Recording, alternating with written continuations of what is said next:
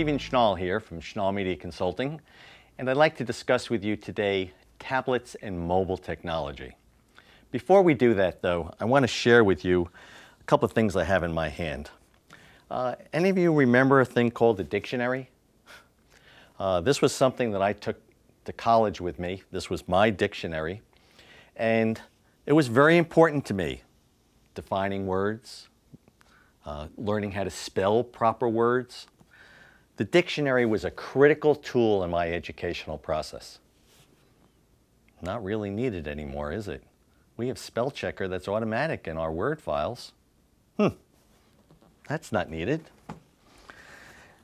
Now I have some magazines. And Fortune magazine is always a magazine that I've loved to get.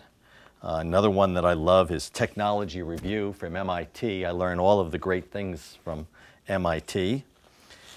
And then there was one of my favorite when I was in the printing business, Graphic Arts Monthly.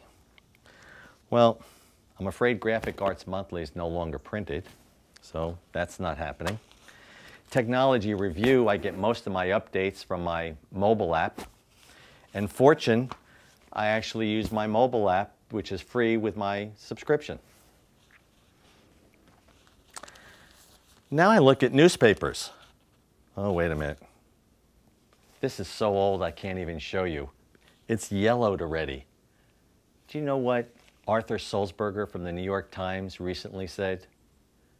He said to a publishing conference in London that the New York Times in the near future will cease to print a hard edition. The only thing they keep advertising now is their app, their digital app for the New York Times. You can't even see an ad for a live hard edition. So what does that bring us to? It brings us to the devices that are making all this happen. What we're looking at today is wireless devices at all shapes and forms. This is my HTC Thunderbolt. I used to have a BlackBerry, but I stepped up and got something that was more conducive to the new technologies. It's 4G. I get my internet. I get my phone on it, my lists, my calendar.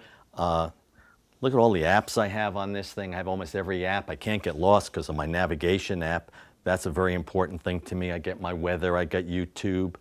The one that's most important for my grandchildren is Angry Birds. Can't let that go by. So what we're getting now is we're getting almost anything that we need on a mobile device. But this is awfully small. There's Angry Birds, and I tell you, my grandchildren love this.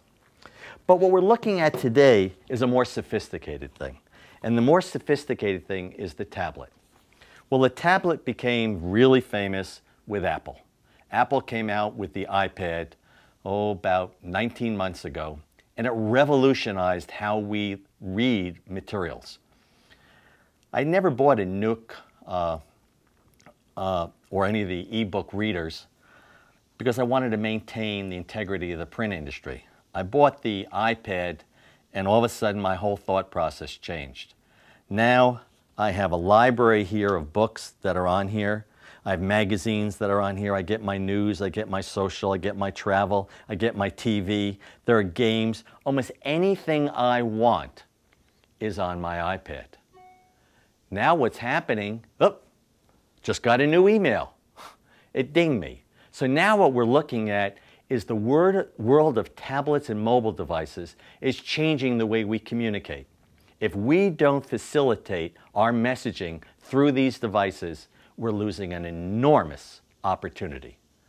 We'll talk about social media in a later session, but what we're looking at right now is these are delivery vehicles that are critical to the future of communication. If you disagree, let me know. But until then, see ya.